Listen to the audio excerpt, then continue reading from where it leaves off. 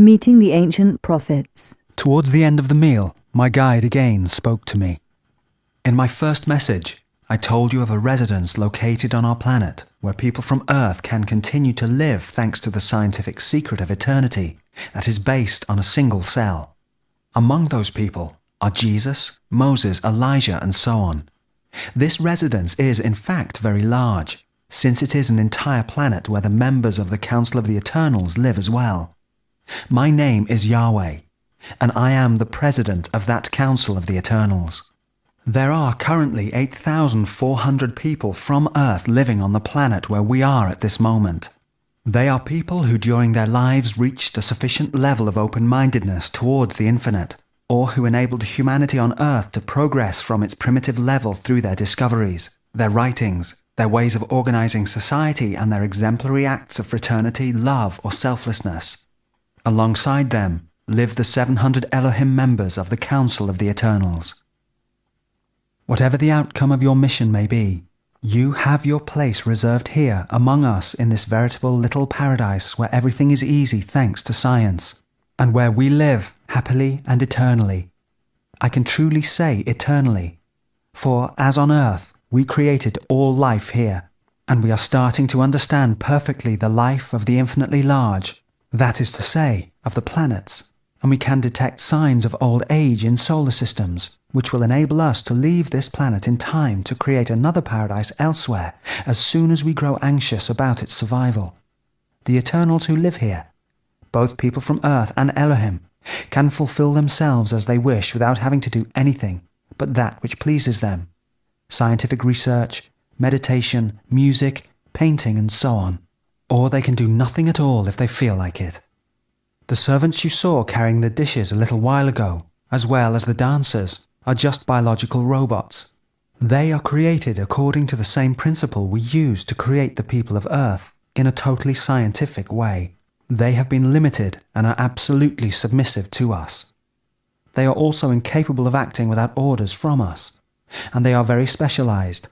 They have no aspirations of their own and no desires for pleasure, except certain ones that their specialization require. They grow old and die like us, but the machine that makes them can make far more than we need. They are incapable of feelings or suffering and cannot reproduce themselves. Their lifespan is similar to ours, that is to say about 700 years with the help of a small surgical intervention. When one of them must be destroyed due to old age, the machine that created them produces one or several others depending on our needs. They come out of the machine ready to function and with their normal height, for they have neither growth nor childhood. They only know how to do one thing, obey people from Earth and Elohim, and they are incapable of the slightest violence. They can all be recognized by the small blue stone that both males and females wear between their eyes. They take care of the dirty jobs and do all the work that is uninteresting. They are produced, taken care of, and destroyed underground, where, in fact, all the maintenance work is done by such robots, and by enormous computers that regulate all the problems of nourishment, supply of raw materials, energy, and other things. We each have, on average, 10 robots at our service, and, as there are slightly more than 9,000 of us, Earth people and Elohim, there is a permanent total of 90,000 male and female robots. Like the Elohim members of the Council of the Eternals from Earth are not allowed to have children. They agree to have a small operation which makes them sterile, but that sterility can easily be reversed. The purpose of this measure is to prevent undeserving beings from joining us in this marvelous world. However, male and female Eternals can unite freely just as they wish, and all jealousy is eliminated. In addition, men who wish to have one or more companions outside the relationships of equality that exist between eternal men and women, or who do not want to live with a woman on an equal basis, may have one or more totally submissive biological robot women with the exact appearance that is desired. The same goes for women, who can have one or several totally submissive biological robot men. The machine that generates the robots gives the entity that it creates the exact physical appearance and specialization desired. There are several types of ideal women and men in terms of shape and physiognomy, but the height, measurements, shape of the face, and so on can be modified as one wishes. One can even submit the picture of someone particularly admired or loved on Earth, for example, and the machine will produce an exact replica. Thus, the relationships between Eternals of both sexes are much more fraternal and respectful, and the unions between them are marvellously pure and high.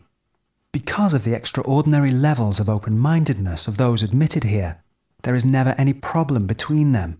The majority spends almost all of their time meditating, doing scientific research, making inventions and artistic compositions, and creating all sorts of things. We can live in different cities with multiple architectural styles in greatly varied sites that we can modify at will. People fulfill themselves as they wish, only doing what they like to do. Some find pleasure in doing scientific experiments, others in playing music, others in creating even more amazing animals, and others in meditating or doing nothing other than making love while enjoying the numerous pleasures of this heavenly environment, drinking from the innumerable fountains and eating the juicy fruits that grow all over the place at all times. Here there is no winter. We all live in a region comparable to your equator, but as we scientifically control the climate, it is always fine weather and not too hot. We make the rain fall during the night when and where we wish. All this and many other things which you could not understand all at once makes this world a true paradise. Here, everyone is free and totally safe, for all deserve that liberty. All things that bring pleasure are positive, as long as that pleasure is not harmful to anyone in any way. This is why all sensual pleasure is positive, for sensuality is always an opening up to the outside world, and all such opening is good. On earth, you are only just emerging from all those primitive taboos that tried to make everything to do with sex or nudity appear evil, whereas nothing could possibly be purer. Nothing is more disappointing for your creators than to hear people say that nudity is something bad. Nudity, the image of what we have made.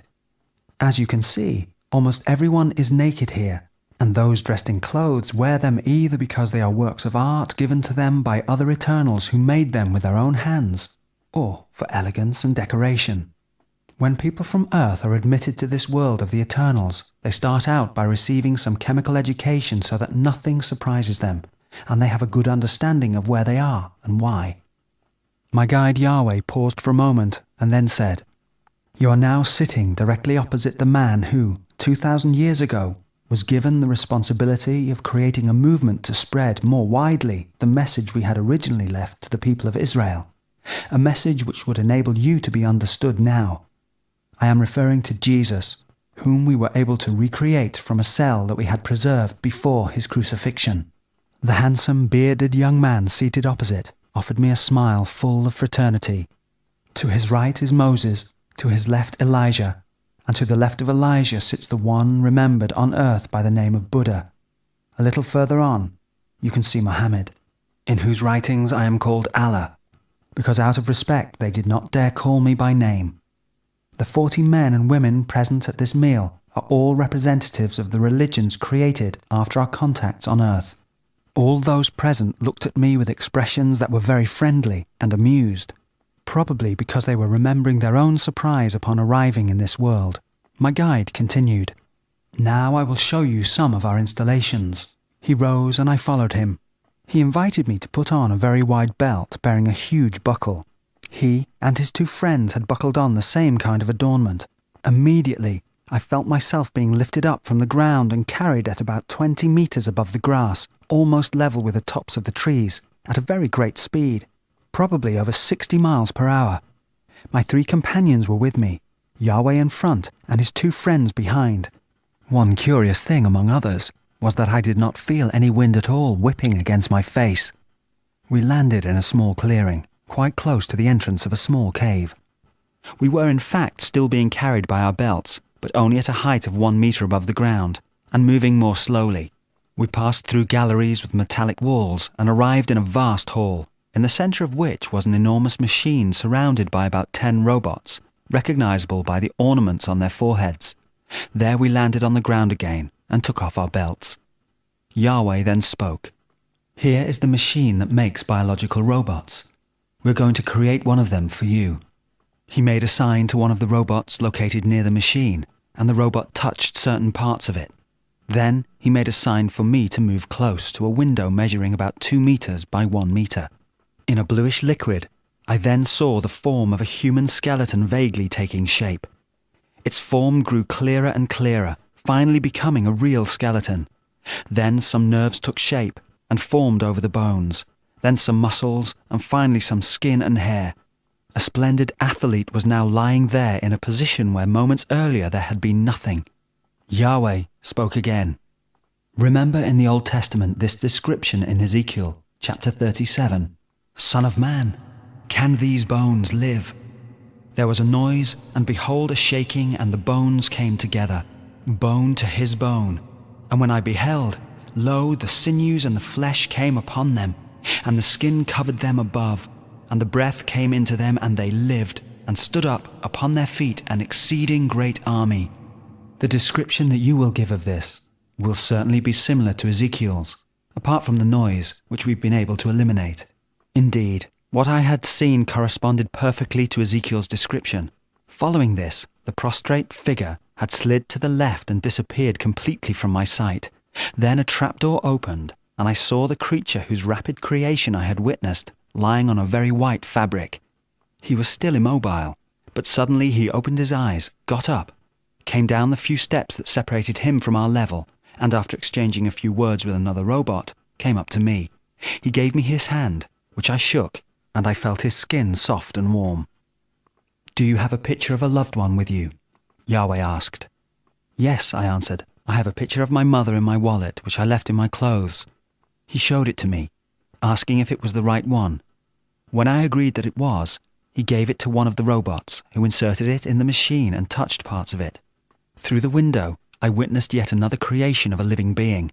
Then, as the skin started to cover the flesh, I realized what was happening. They were making an exact replica of my mother from the picture I had provided. Indeed, a few moments later, I was able to kiss my mother, or rather the image of my mother as she had been 10 years before, for the picture I had provided had been taken about 10 years previously. Yahweh then said to me, "Now allow us to make a very small puncture in your forehead." One of the robots came towards me, and with the help of a small device similar to a syringe, pricked my forehead so lightly that I hardly felt it. Then he inserted the syringe in the enormous machine and touched other parts of it. Again an entity was formed before my eyes. As the skin covered the flesh, I saw another me take shape little by little.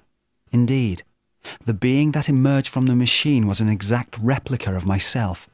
"As you can see," Yahweh told me, "this other you is not wearing the small stone in his forehead that is characteristic of the robots, and which the replica of your mother also had.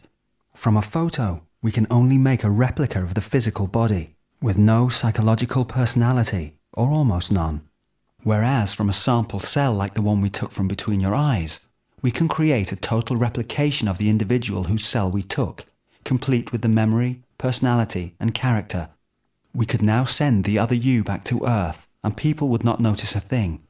But we are going to destroy this replica immediately, for it is of no use to us. At this moment, there are two of you who are listening to me, and the personalities of these two beings are beginning to be different, because you know that you are going to live, and he knows that he's going to be destroyed. But that does not bother him, since he knows he is nothing but yourself. This is more proof, if proof is needed, of the non-existence of the soul, or a purely spiritual entity unique to each body, in which certain primitive people believe. After that, we left the room that housed that enormous machine, and through a corridor, we entered another room containing other equipment. We approached another machine.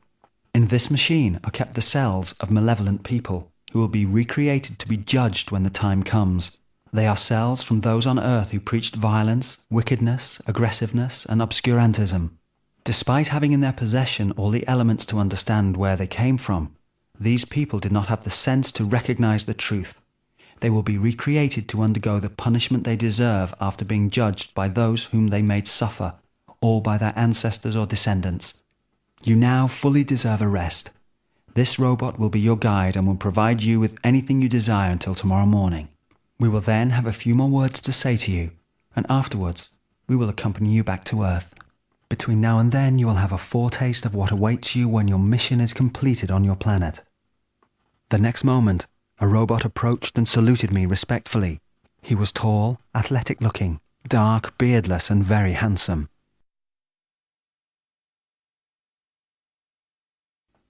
A foretaste of paradise. The robot asked me if I wanted to see my room, and after I agreed, he handed me one of the belts used for travelling. I found myself being transported above the ground again, and when I landed once more, I found myself in front of a house that looked more like a scallop shell than a residence.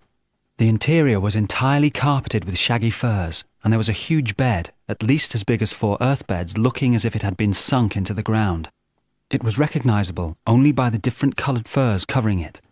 In one corner of the huge room there was a massive sunken bathtub, as big as a swimming pool, surrounded by vegetation of marvellous shapes and colours.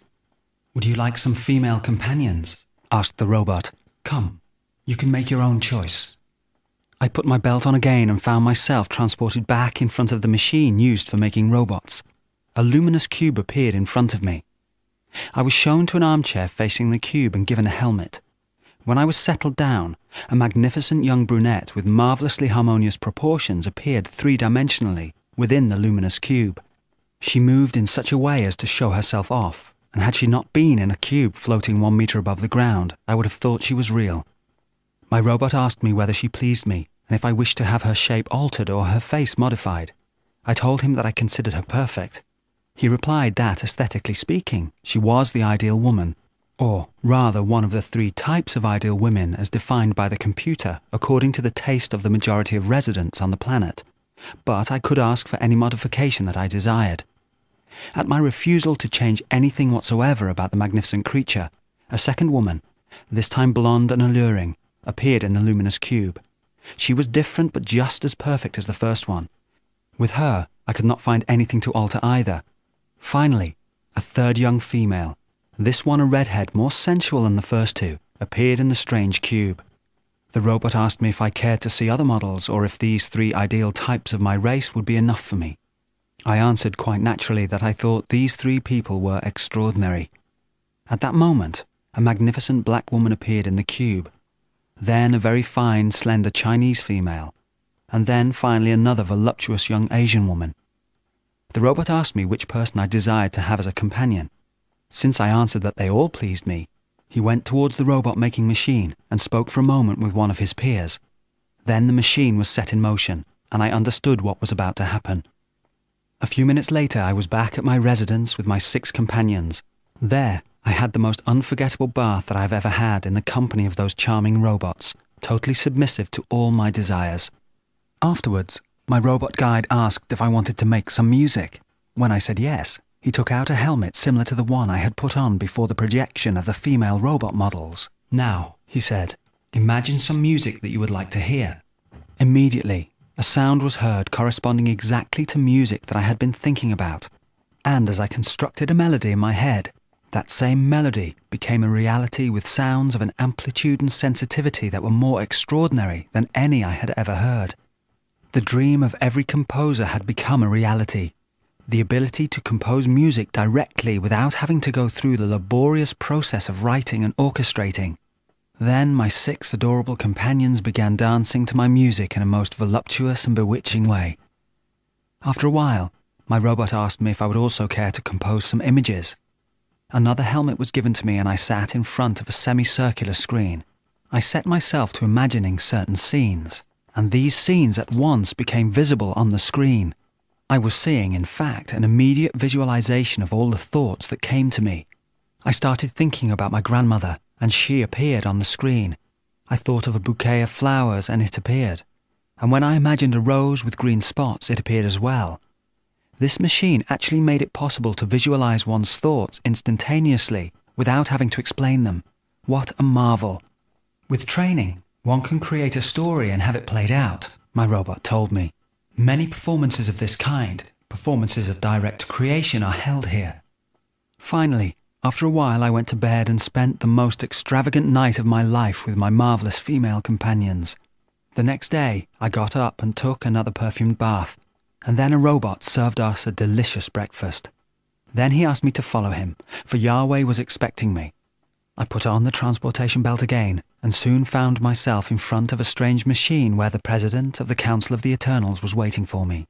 It was not as large as the one which created robots, but was still very big. A sizable armchair was embedded in its centre. Yahweh asked me if I'd spent a pleasant night, and then explained to me, This machine will awaken certain faculties that lie dormant within you. Your brain will then be able to exploit its full potential. Sit down here. I sat down in the chair that he indicated, and a sort of shell covered my skull. I thought I was losing consciousness for a moment, and then it felt as if my head were about to explode. I saw multicolored flashes pass before my eyes. Finally everything stopped, and a robot helped me out of the armchair. I felt terribly different. I had the impression that everything was simple and easy. Yahweh spoke again. From now on we will see through your eyes, hear through your ears, and speak through your mouth. We will even be able to heal through your hands as we already do at Lourdes and in many other places in the world. We judge that certain sick people deserve our help because of their will to radiate the message we have given you, and because of their efforts to acquire a cosmic mind by opening themselves to infinity. We observe everyone. Huge computers ensure a constant surveillance of all people living on Earth. A mark is attributed to everyone depending on whether their actions during their life led towards love and truth or towards hate and obscurantism. When the time comes to evaluate, those who went in the right direction will have the right to eternity on this heavenly planet. Those who achieved nothing positive yet were not evil will not be recreated.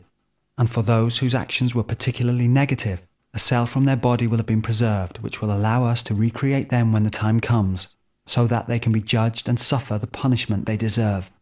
You who are reading this message understand clearly that you can have access to this marvelous world, this paradise. You will be welcome. You who follow our messenger Claude Rael, our ambassador on the path to universal love and cosmic harmony. You who will help him realize what we will ask of him. For we see through his eyes, hear through his ears, and speak through his mouth.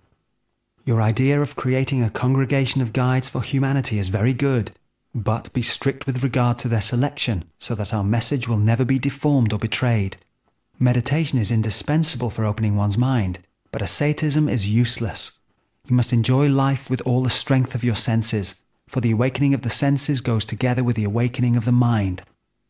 Continue to play sports if you wish and if you have the time, for all sports and games are good whether they develop musculature, or better still self-control as do motor racing and motorbike racing. A person who feels alone can always try to communicate telepathically with us, while trying to be in harmony with the infinite. He or she will feel an immense sense of well-being. What you have advised concerning a gathering of people who believe in us in each region on Sunday mornings at about 11 o'clock is very good. Few members are presently doing this. Mediums are useful, so seek them out, but balance them because their gifts as mediums, which are only gifts of telepathy, unbalance them, and they begin to believe in magic, the supernatural, and other incredibly stupid things, including an ethereal body, which is a new way of trying to believe in the soul, which does not exist. In fact, what they are actually doing is tuning into people who lived several centuries ago and whom we have recreated on this paradisical planet. There is an important revelation which you may now make. The Jewish people are our direct descendants on earth. That is why a specific destiny is reserved for them.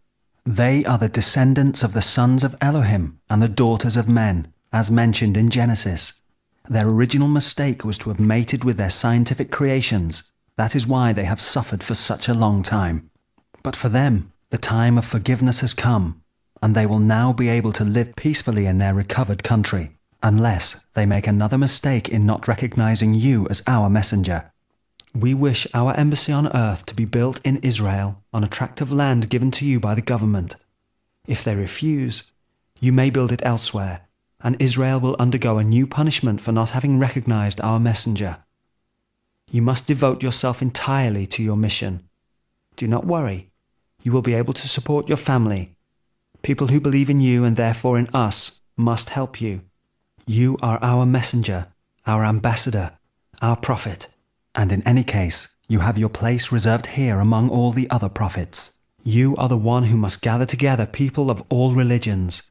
For the movement you have created, the Raelian movement, must be the religion of religions. I insist that it is indeed a religion, although an atheistic religion, as you have already understood. Those who help you we shall not forget, and those who cause you trouble we shall not forget either. Do not be afraid, and fear no one. For whatever happens, you have your place amongst us. As for those who lose confidence, shake them up a little. 2,000 years ago, those who believed in our messenger Jesus were thrown into a lion's den. Today, what do you risk?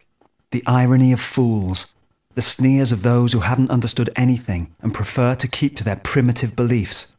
What is all that compared to a lion's den? What is all that compared with what awaits those who follow you? Truly, it is easier than ever to follow one's intuition. In the Quran, Mohammed, who is among us, has already said on the subject of prophets, "The moment for men to give account is drawing near, and yet in their nonchalance they are turning away from their Creator. No new warning comes from their Creator whom they ignore and laugh at, and their hearts are amused by it. Those who do evil comfort themselves secretly by saying, 'Is not this man only a mortal as we are? It is a jumble of dreams. He made it all up himself. He is a poet. But let him bring a miracle like those who were sent in the past.'" Quran, Surah 21, verse 1 through 5. Even Muhammad had to suffer the sarcasm of some, and Jesus had to suffer it as well. When he was on the cross, some said, "If thou be the Son of God, come down from the cross." Matthew 27:40. And yet, as you have seen, Jesus is in marvellous shape and will be for all eternity, as is Muhammad and all those who followed them and believed in them. On the other hand, those who criticize them will be recreated in order to receive their punishment. The computers that monitor those people who have no knowledge of this message are linked to a system that, at the time of death and from a distance, automatically samples a cell from which they may be recreated if they deserve it.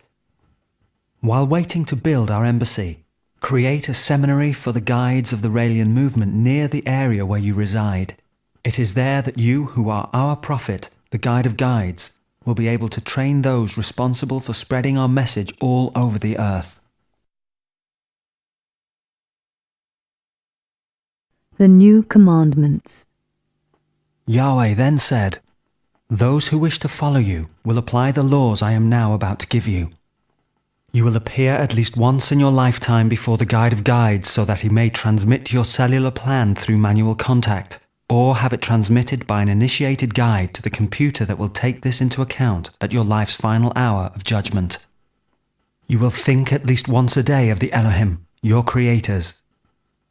You will try to radiate the message of the Elohim around you by every possible means. You will at least once a year give a donation to the guide of guides that is equal to at least 1% of your annual income, in order to help him devote himself full-time to his mission and travel around the world to spread this message. You will at least once a year invite the guide of your region into your home, and you will gather at your place people who are interested in hearing him explain the message in all its dimensions.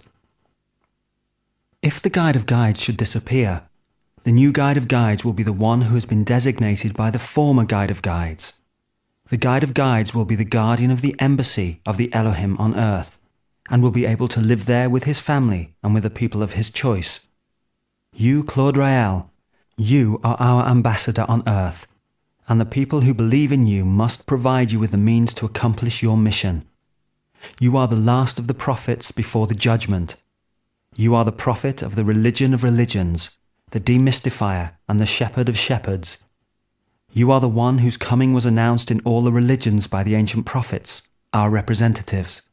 You are the one who will bring back the shepherd's flocks before the water is spilled, the one who will bring back to their creators those they have created. Those who have ears may hear, those who have eyes may see. All those who have their eyes open will see that you are the first prophet who can be understood only by scientifically evolved beings.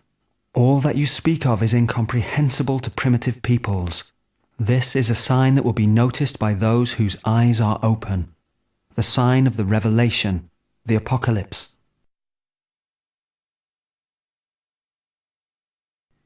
To the people of Israel. Yahweh moved towards a conclusion by saying, "The state of Israel must give some territory located near Jerusalem to the guide of guides, so that he may build there the residence, the embassy of the Elohim. The time has come, people of Israel, to build the new Jerusalem as it was foreseen. Claude Rael is the one who was foretold. Reread your writings and open your eyes. We wish to have our embassy among our descendants, and the people of Israel are the descendants of the children born of the unions between the sons of Elohim and the daughters of men. People of Israel, we removed you from the clutches of the Egyptians, and you did not show yourselves worthy of our confidence. We entrusted you with a message destined for all humanity, and you jealously kept it instead of spreading it abroad. You have suffered for a long time to pay for your errors, but the time of forgiveness has come.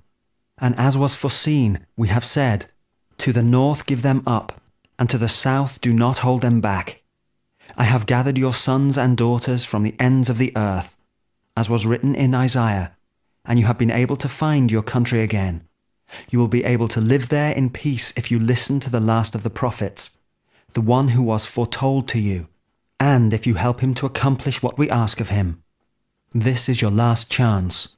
Otherwise, another country will welcome the guide of guides and build our embassy on its territory, and that country will be close to yours. It will be protected, and happiness shall prevail, and the state of Israel will be destroyed once more.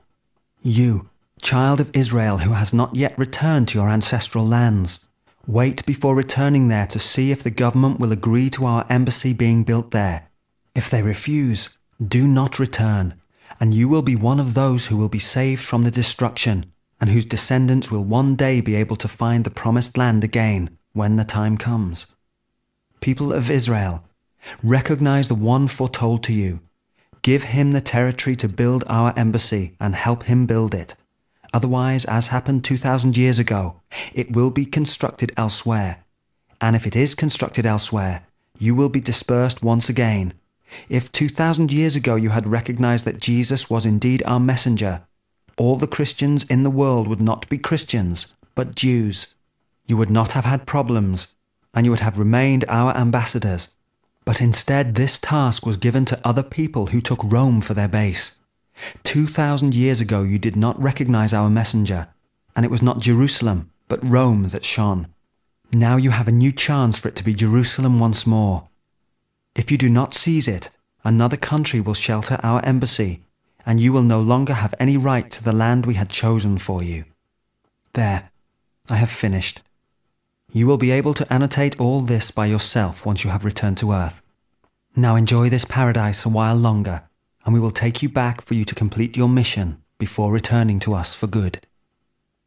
I remained there for several more hours, enjoying the many pleasures of that world, meandering amongst numerous fountains and enjoying the company of the great prophets whom I had met the day before during meditation sessions. Then, after a last meal taken with the same people as the day before, I found myself once again in the large vessel, which set me down at the observation station. From there, I retraced my route of the day before, and found myself with my clothes in the small craft which dropped me off where it had picked me up, at Rockpla. I looked at my watch. It was midnight. I returned home, where I immediately set to work to write down all that I had been told. Everything was perfectly clear in my mind. I was surprised to find out that I was writing it all at one stroke, recalling without any hesitation the sentences I had heard. The words remained as if engraved in my mind, just as I had been told they would at the beginning. When I finished the account of what had happened, I began to feel very clearly that something had been released inside me. This had never happened before. I began writing again, all the while observing closely what I was putting down, as if I was simultaneously discovering it as a reader. I was writing, but this time I did not feel like the author of what was appearing on the paper. The Elohim was starting to speak through my mouth, or rather to write with my hand. What was being written before my eyes dealt with all areas that a person is confronted with during his or her lifetime, and the right way to react when faced with these problems. It was, in fact, a code of life, a new way of behaving in the face of life's events, of behaving like an adult. That is to say, as an evolved being, and therefore trying in every way to open one's mind to infinity and to place oneself in harmony with it. These great rules dictated by the Elohim, our creators, our fathers who are in heaven, as our ancestors used to say without really understanding, are all set forth here in the following pages in their entirety.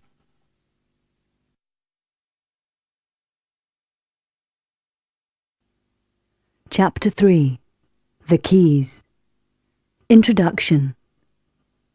For thousands of years, those opposed to enlightenment and reform have effectively imprisoned our minds in straitjackets. These writings, however, are the keys we can use to set ourselves free. The door to the human mind is fastened by many locks, all of which must be opened at the same time if one wants to be able to approach the infinite. If only one key is used, the other locks will remain fastened, and if they are not all kept open at the same time, then while the second lock is being freed, the first one will close again, preventing the door from opening. Human society is afraid of what it does not know, and so it is afraid of what lies behind this door, even if it is happiness gained through knowledge of the truth. Therefore, it applies pressure to prevent people from even partly opening this door, because society itself prefers to remain in a state of misfortune and ignorance. This is yet another obstacle found on the threshold of the doorway through which the mind must pass to free itself. But, as Gandhi said, it is not because no one sees the truth that it becomes an error. So if you attempt to open this door, ignore the sarcasm of those who have not seen anything, and of those who, having seen, pretend not to see because of their fear of the unknown. Also, if opening the door seems too difficult for you, ask for help from a guide, since guides have already opened the doors of their own minds and know the difficulties involved. They will not be able to open your door for you, but they will be able to explain the different techniques that will enable you to succeed. Besides, they are living witnesses of the happiness that can be achieved by opening the door, and they prove wrong those who are afraid of what lies behind the door. Humanity. Right from the start, we must always consider things on 4 levels: in relation to infinity, in relation to the Elohim, our parents and creators, in relation to human society, and finally, in relation to the individual. The most important level is that relating to infinity, for it is in relation to this level that all things must be judged, but always with one constant factor: love. This means taking into account those who must be given love, because we must live in harmony with infinity, and to do this we must live in harmony with others, because they are part of infinity as well. Then we must take into account the advice given by our creators, the Elohim, and act in such a way that human society listens to the advice of those who created it. Then we must take into account society, which makes it possible for individuals to blossom on the path of truth. But although society must be taken into account, it should not be followed. On the contrary, society must be helped to emerge from its primitive straitjacket by regular questioning of all its habits and traditions, even if these are supported by laws, because laws can also imprison our mind in shackles of obscurantism. Finally, we must take into account the fulfillment of the individual. Without this, the mind does not reach its full potential, and it is impossible to harmonize yourself with infinity and become a new person if you are not fulfilled.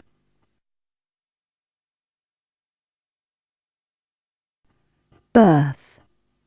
You must never impose any religion whatsoever on a child, who is still but a larva unable to understand what is happening to itself. So you must neither baptize nor circumcise children, nor submit them to any action that they have not themselves accepted. You must wait for them to reach the age of understanding and choice, and if a religion appeals to them at that time, then they should be free to embrace it. A birth should be a festive occasion, for the Elohim created us in their image to be capable of reproducing ourselves. By creating a living being, we preserve our own species and respect the work of our creators. A birth should also be an act of love, achieved in harmony as far as sounds, colours and temperature are concerned, so that the human being who is emerging into life develops the habit of being in harmony.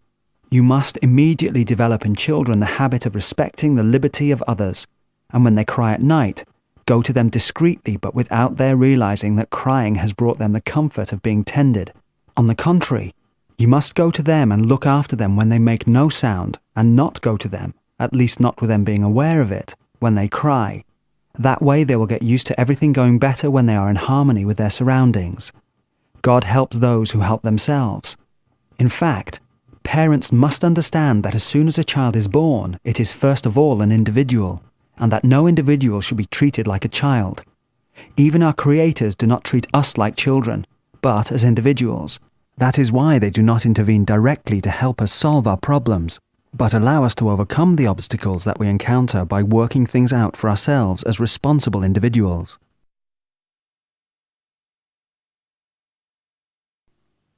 Education.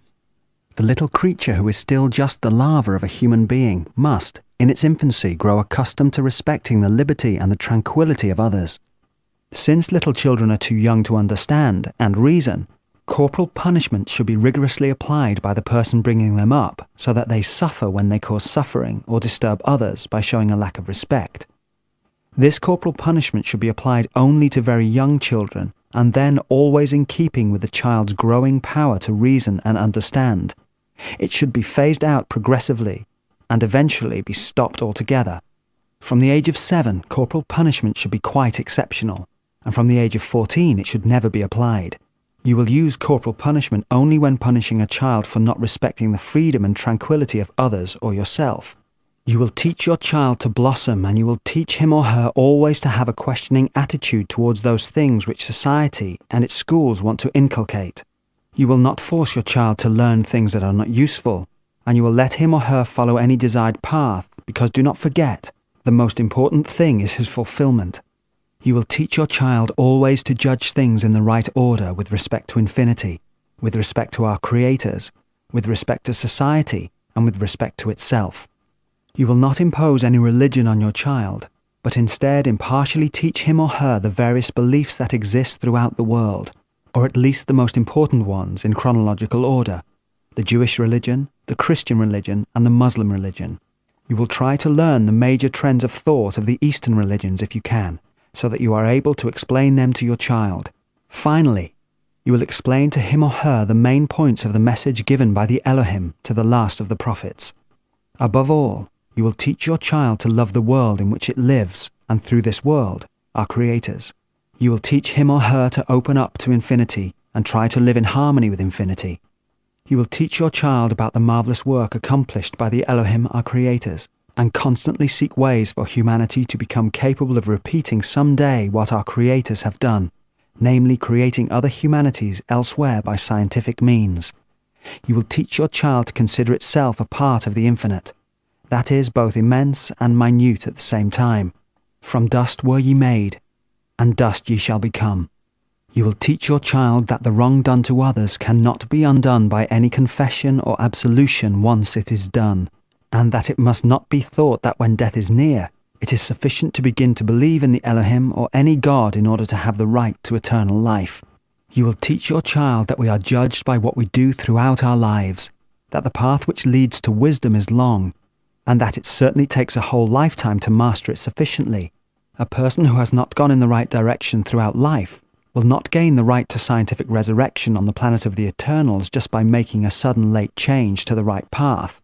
That is, unless that person's regret is truly genuine, and he or she acts with great sincerity, making up for lost time, striving to be forgiven by those who are harmed and devoting all his means to bringing them love and happiness. All this will still not be enough for the person who has made others suffer, for even if he or she is forgiven by them and gives them love, the errors will have been erased, but nothing positive will have been accomplished. This person will then have to set out anew and bring happiness to new people whom he or she has never harmed, and help those who spread the truth, the guides. But it is too late for someone who has regrets only at the moment of death or shortly before. This person will not be forgiven.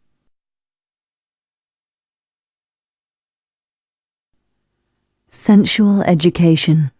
Sensual education is one of the most important things, and yet at the moment it scarcely exists at all. You will awaken the mind of your child, but you will also awaken his or her body, for the awakening of the body is linked to the awakening of the mind. All those who seek to numb the body are also numbing the mind. Our creators have given us our senses so we might use them. The nose is meant for smelling, the eyes for seeing, the ears for hearing, the mouth for tasting, and the fingers for touching. We must develop our senses so as to get more enjoyment from all those things, which our creators put here for us to enjoy. A sensual individual is far more likely to be in harmony with infinity, because such a person can feel it without having to meditate or reflect. However, meditation and reflection will enable that individual to understand this harmony better and to radiate it all around himself or herself by teaching. To be sensual means to let your environment give you pleasure. Sexual education is very important as well, but it only teaches the technical functions and uses of the organs. Sensual education, on the other hand, teaches us how to gain pleasure from our organs purely for pleasure's sake, without necessarily seeking to use them for their utilitarian purposes. To say nothing to your children about their sexual organs is wrong, and although it is better to explain what they are for, this is still not enough. You must explain how they can gain pleasure from them. To explain only their function would be like telling them that music is for marching to, that knowing how to write is helpful only for penning letters of complaint, or that movies are useful only for giving audiovisual courses and other such nonsense. Fortunately, thanks to artists and through the awakening of our senses, we can obtain pleasure from listening, reading, or looking at works of art that were made for no other reason than to give pleasure. The same goes for the sexual organs. They are not just for satisfying our natural needs or for ensuring reproduction, but also for giving pleasure to others and ourselves. Thanks to science, we have finally emerged from the days when showing one's body was a sin and when sexual intercourse brought its own punishment, the conception of a child. Now, thanks to contraceptive techniques, sexual union is freely possible without it becoming a definitive commitment, or even a possible one. You will teach your child all this without shame, but on the contrary, with love, clearly explaining that he or she was made to be happy and blossom fully, that is to say, to enjoy life with all the senses and with their full force. You must never be ashamed of your body or your nakedness, for nothing displeases our creators more than to see those they created feeling ashamed of the appearance that has been given to them. You will teach your children to love their bodies and every part of the Elohim's creation, because in loving their creation, we love them as well.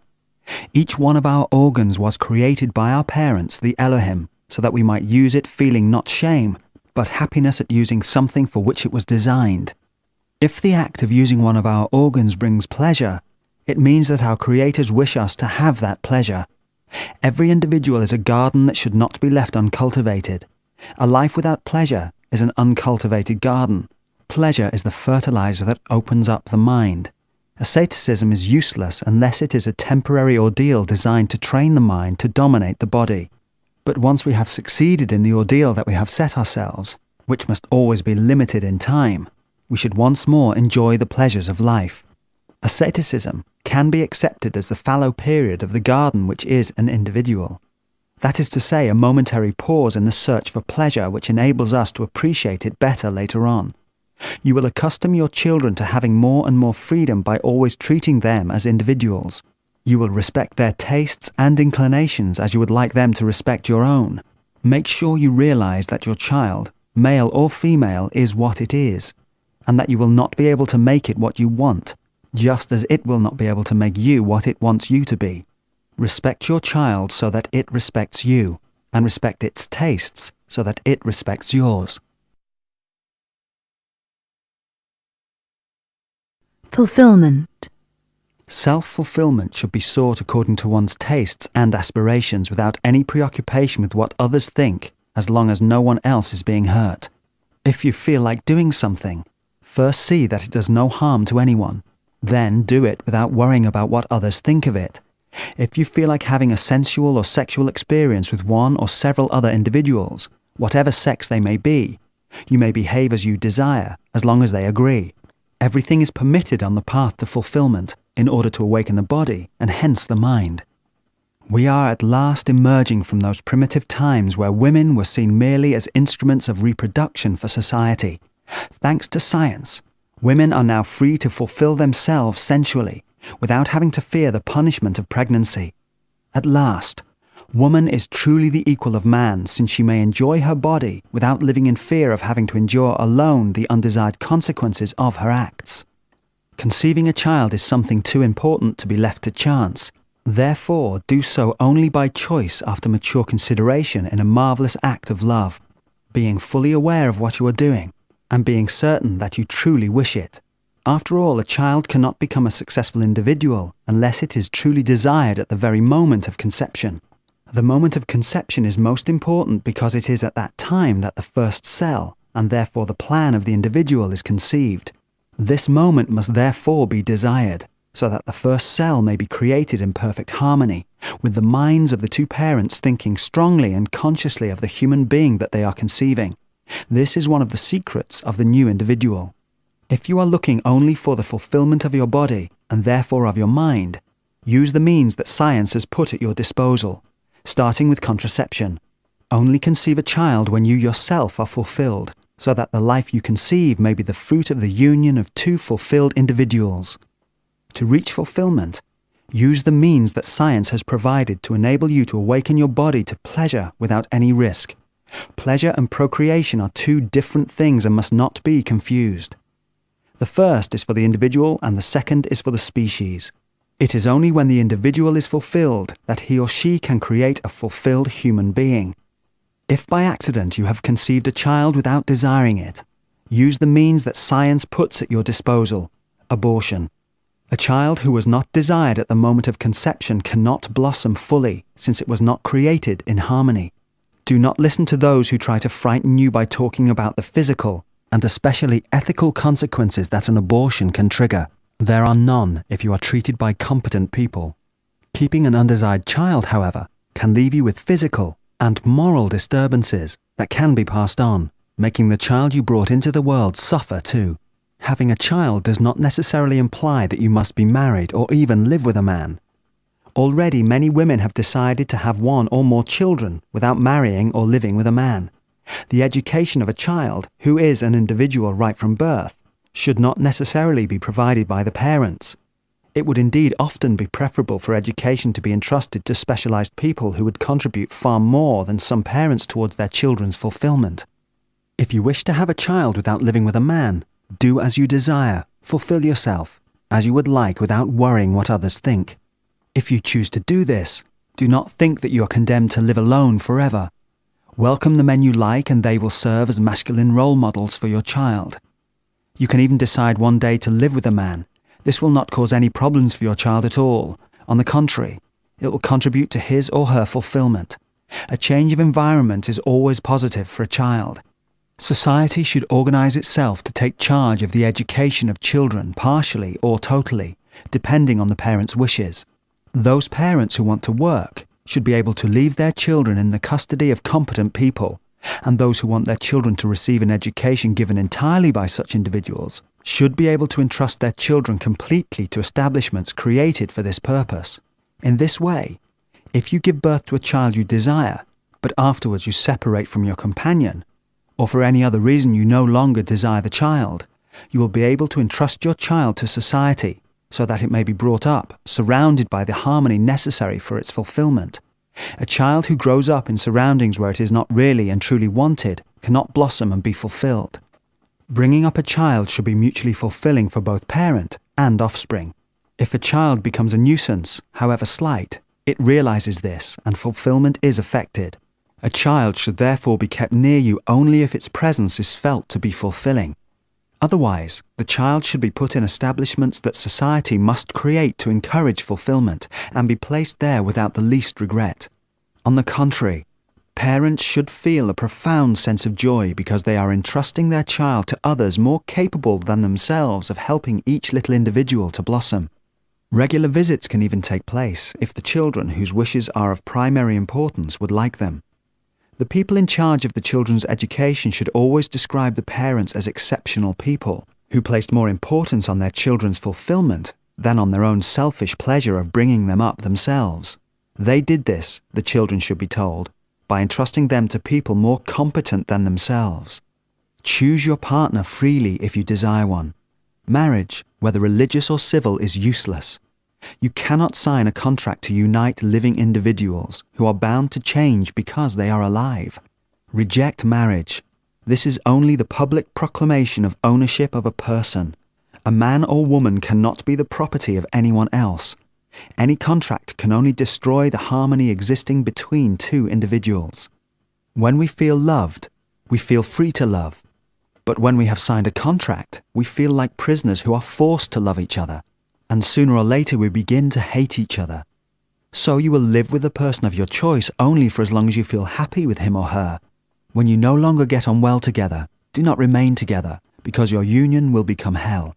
All living beings evolve, and rightly so. If the personal evolution of each individual is similar, the union lasts. But if their progress is different, the union is no longer possible. You no longer like the individual you used to like because one of you has changed. You must part from each other while retaining happy memories of your time together, instead of spoiling it with useless bickering which gives way to hostility. A child chooses clothes that fit, and when it outgrows them, they must be changed for different clothes, otherwise they will be torn to pieces.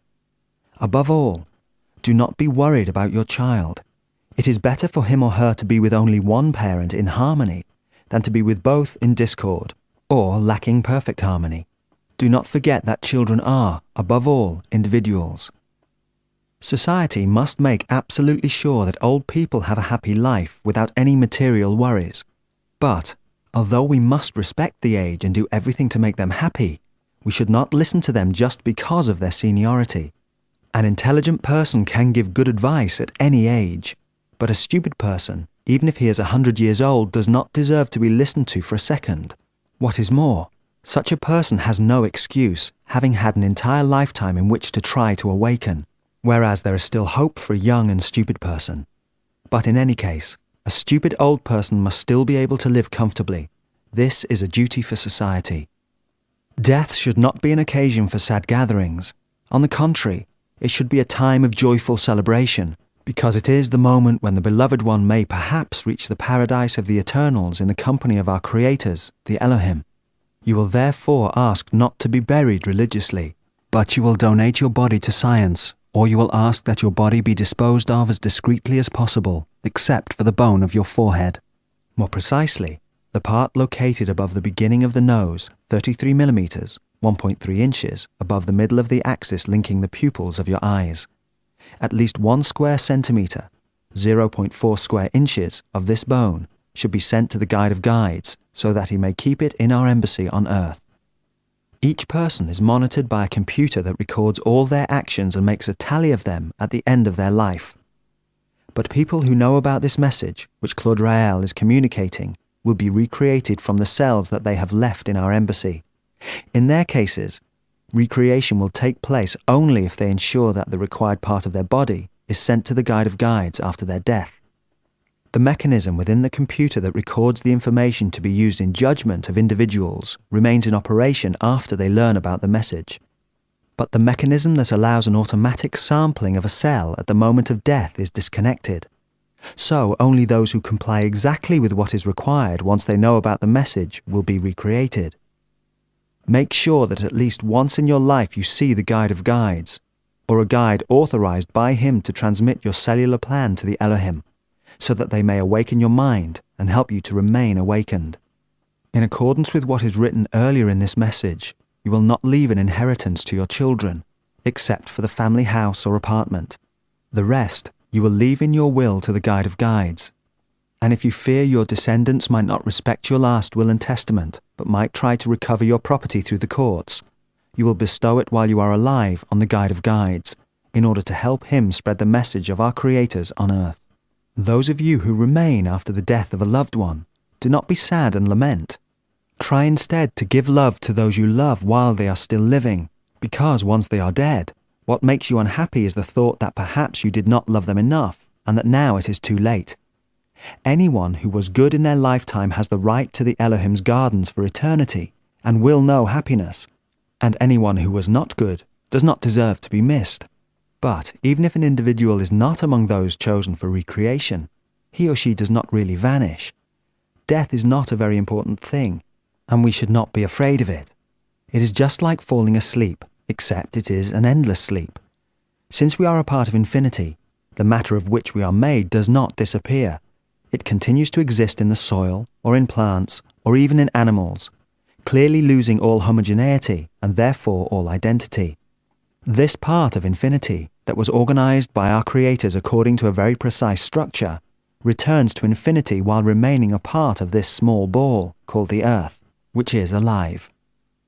Everyone has the right to live, the right to love, and the right to die. Everyone is the director of his or her own life and death. Death is nothing, but suffering is terrible, and everything must be done to eliminate it. Someone who is suffering too much has the right to commit suicide.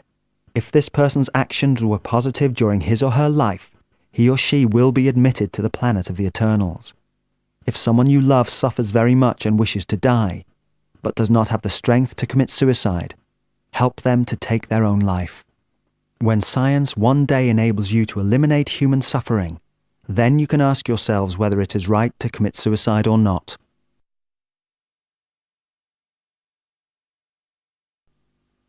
Society and government. Just as a human body has a brain, it is essential that society should have a government to make decisions. So you will do everything you can to set up a government that practices geniocracy, which puts intelligence in power. You will also participate in the creation of a worldwide political party advocating humanitarianism and geniocracy, as they are described in the first part of this message of the Elohim, and you will support its candidates. Only via geniocracy can humanity move fully into the golden age. Total democracy is not good. A body in which all the cells command cannot survive. Only intelligent people should be permitted to make decisions involving humanity. You will therefore refuse to vote unless a candidate advocating geniocracy and humanitarianism is standing for election. Neither universal suffrage or public opinion polls are valid ways of governing the world. To govern is to foresee, not to follow the reactions of a sheep-like population, among whom only a very small number are sufficiently awakened to guide humanity. Since there are very few awakened people, if we base decisions on universal suffrage or opinion polls, the decisions become the choice of the majority, and therefore of those who are not awakened. Such people respond in the interests of their immediate gratification, or as a result of instinctive reactions which are unconsciously confined in a straitjacket of obscurantism and conditioning. Only geniocracy, which is a selective democracy, is worthwhile, as was stated in the first part of this message of the Elohim. Only people whose net level of intelligence is 50% above average should be eligible to stand for election, and only those whose net level of intelligence is 10% above the average should be eligible to vote. Scientists are already developing techniques to measure net intelligence. Follow their advice, and act in such a way that the most precious mineral of humanity, exceptionally gifted children, may receive an education at a level appropriate to their genius, since normal education is designed only for children of average intelligence. It is not the number of diplomas that one has obtained that signifies intelligence, since this only calls upon the rather uninteresting faculty of memory, which machines can replace. Intelligence, in its raw state, is the quality that can make peasants or workers much more intelligent than engineers or professors. This can be spoken of as common sense, as well as creative genius, because most inventions are nothing more than a matter of common sense. As already stated, to govern is to foresee, and all the great problems that humanity is now facing prove that past governments did not have foresight, and were therefore incompetent governments. The problem does not lie with the people who govern, but rather the technique that is used to choose them. The problem is the way we select those who govern us. Basic democracy must be replaced by selective democracy. That is geniocracy, which puts intelligent people in power. This is a very fundamental requirement. Human laws are indispensable, and you will respect them, while seeing to it that those that are unfair or obsolete are changed. However, do not hesitate to choose the laws of our creators above human laws, because even human judges will be judged someday by our creators. The police will be essential for as long as it takes society to discover the medical means to eradicate violence and prevent criminals or those who infringe the freedom of others from acting out their antisocial impulses. Unlike soldiers, who are the keepers of war, police officers are the keepers of peace, and they will remain indispensable until science has solved this problem. In countries where compulsory military service exists, you will refuse to participate. Instead, ask to be granted the status of a conscientious objector, which will allow you to serve in a division that does not carry weapons, as is your right if your religious or philosophical convictions forbid you to kill your fellow human beings. This is the case for those who believe in the Elohim, our creators, and want to follow the directives of the Guide of Guides of the Raelian movement. Contrary to what many young people think, conscientious objectors are not sent to jail, but serve instead in some civilian role, or in an unarmed division for a period that is double the normal duration of military service. It is better to spend 2 years working in an office than to be trained for 1 year in techniques that enable you to kill fellow human beings. Military service must be eliminated immediately in all the countries of the world. All professional soldiers must be transformed into guardians of world peace who work in the service of freedom and human rights. The only system of government that is worthwhile is geniocracy applying humanitarianism. Capitalism is wrong because it enslaves people to money, benefiting a few on the backs of others. Communism is also wrong, since it places greater importance on equality than on liberty. There must be equality among people at the beginning, at birth, but not afterwards. Although everyone has the right to have sufficient means to live decently, those who do more for their fellow human beings have the right to receive more than those who do nothing for the community. This is obviously a temporary rule until robots can perform all menial labour. Then, after totally abolishing money, all people may devote themselves exclusively to their own personal fulfillment. In the meantime, it is shameful that while some people are dying of hunger, others throw food away to prevent prices collapsing. Instead of throwing away this food, they should distribute it to those who have nothing to eat. Work must not be considered sacred. Everyone has the right to live comfortably, even if they do not work, and should try to fulfill themselves and blossom in whatever field attracts them. If people are organized, it will not take them long to mechanize and automate all indispensable work. Then everybody will be able to grow freely and achieve a sense of fulfillment. If all individuals really set their minds to it, in only a few years freedom from the need to work could be attained. What is required is a marvelous burst of enthusiasm and solidarity in working for the liberation of humankind from material constraints.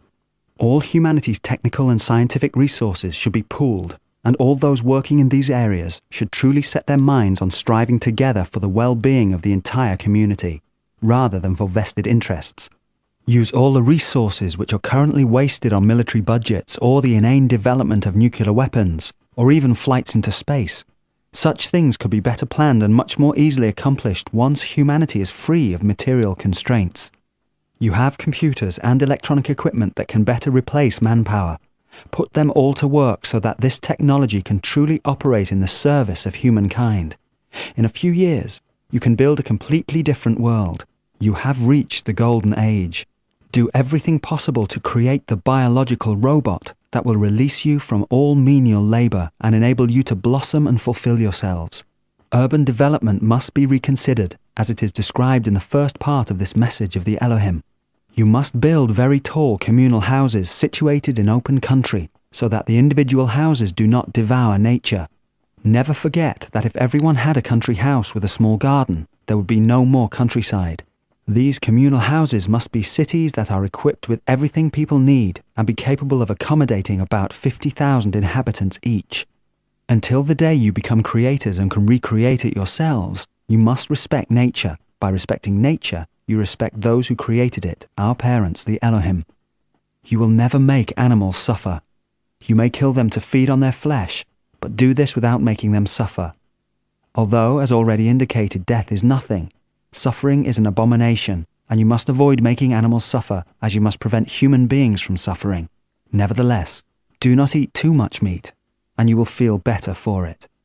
You may live on all that the land provides. You do not have to follow a special diet. You may eat meat, vegetables, fruit, and other plants, but it is foolish to follow a vegetarian diet under the pretext that you do not want to live on the meat of other living creatures. Plants are alive just as you are, and suffer in the same way that you do. So you must not cause suffering to plants. Do not intoxicate yourself with alcoholic beverages. You may drink a little wine while eating, for it is a product of the earth, but never intoxicate yourself. You may drink alcoholic beverages in exceptional circumstances, but in very small quantities, and accompanied by solid food so that you never get drunk.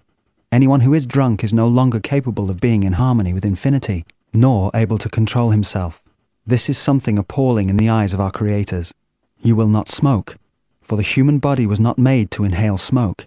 This has appalling effects on the organism and prevents total fulfillment and harmonization with infinity.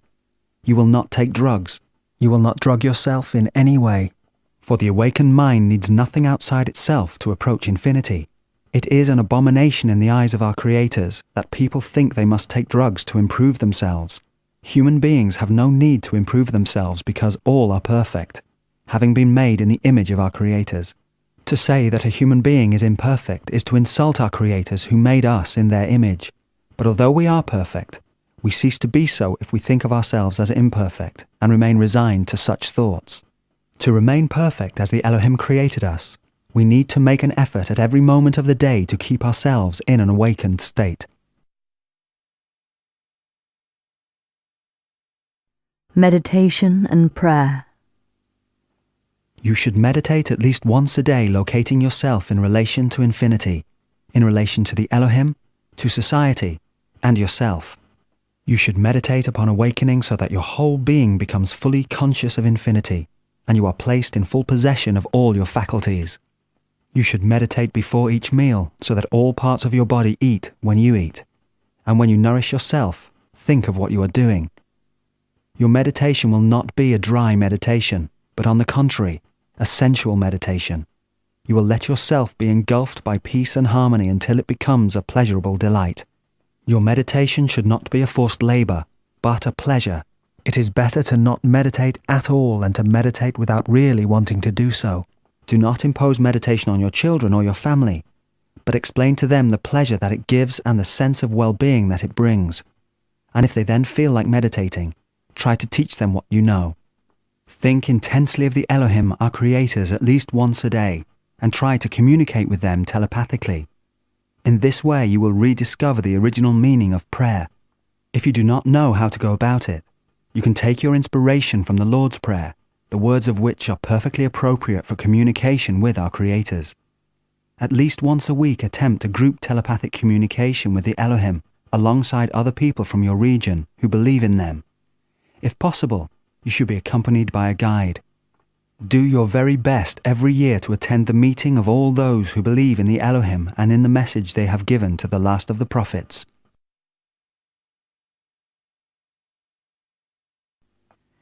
Technique for attempting telepathic contact with the Elohim.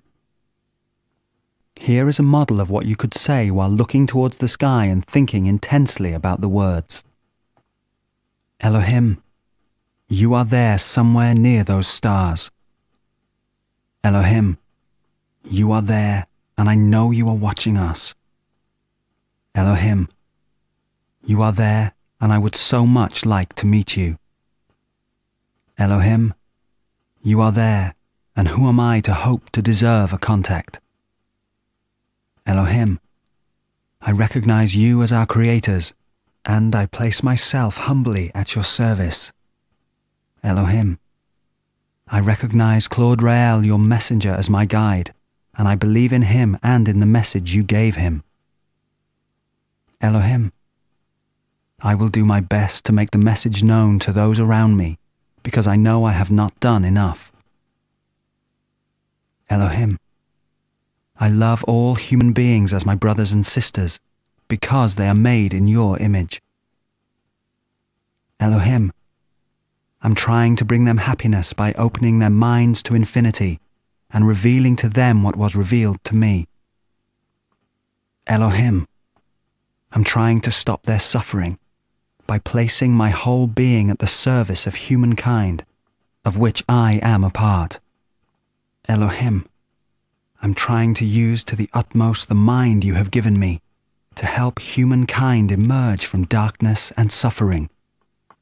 Elohim, I hope that you will judge the little I have done by the end of my life to be sufficient to grant me the right to eternal life on the planet of the wise. I love you, as you must have loved human beings to admit the best of them among your eternals.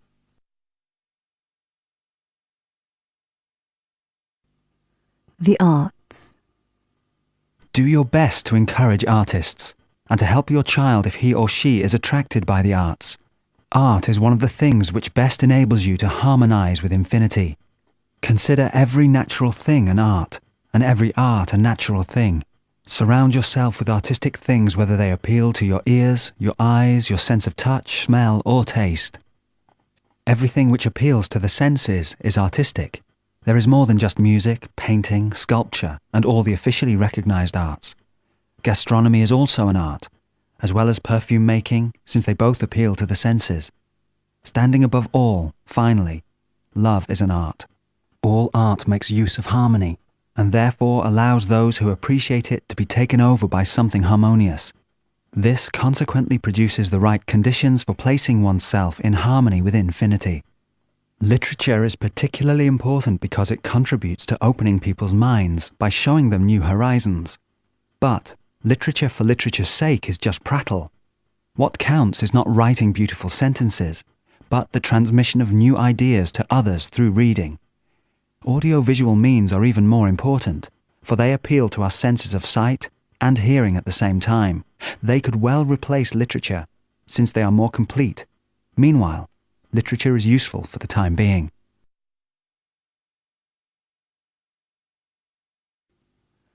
Sensual meditation. If you want to reach a high level of harmony with infinity, arrange a place of sensual meditation for yourself. Place in it works of art, paintings, reproductions, tapestries, posters, sculptures, drawings, photographs, or anything else that is intended to represent love, infinity, and sensuality for the enjoyment of your eyes. Arrange for yourself a corner where you can sit close to the ground, on cushions for example, or lie down on a couch or on fur, for the pleasure of touching it. Evaporate agreeable scents and oils to please your nose. Have a tape recorder and a cassette on which you have recorded music that you'd like for the pleasure of your ears. Have trays and bottles filled with food and drink that you like for the pleasure of your mouth. And invite one or several people you love, who share your tastes and with whom you feel at ease and in harmony. Then feed your senses together and open your bodies in order to open your minds in love and fraternity. If someone appeals to you physically, and you feel that it is reciprocal, invite him or her to this place. Together you can reach a sublime state of harmony, which will enable you to approach infinity by satisfying your five senses. To this state will be added the synthesis of all these enjoyments, the physical union of two individuals in total harmony and in the illumination of the act of love. Obviously, the harmony must first exist spiritually. In other words, there must be a mutual attraction between the minds and the bodies of the individuals in the way they approach and respect each other. But a spiritual love is always made sublime by a fulfilled physical love. To love is to give and expect nothing in exchange. If you love somebody, you should give yourself to this person entirely if he or she desires it. Never be jealous, for jealousy is the opposite emotion to love. When you love someone, you must seek his or her happiness first and foremost and in every way. To love is to seek the happiness of others and not your own. If the person you love is attracted to another, do not be jealous. On the contrary, be happy that the one you love is happy, even if it is because of somebody else. Love also the person who, like you, wants to bring happiness to the person you love, and who therefore has the same goal as you. Jealousy is the fear that someone else may make the person you love happier than you do yourself, and that you may lose the one you love. But instead of feeling jealous, we should try to do as much as possible to make the person we love happy. And if somebody else succeeds better in this, we should be happy about it. What counts is not that our beloved be happy because of us, but simply that they are happy, whoever is responsible. So if the person you love is happy with someone else,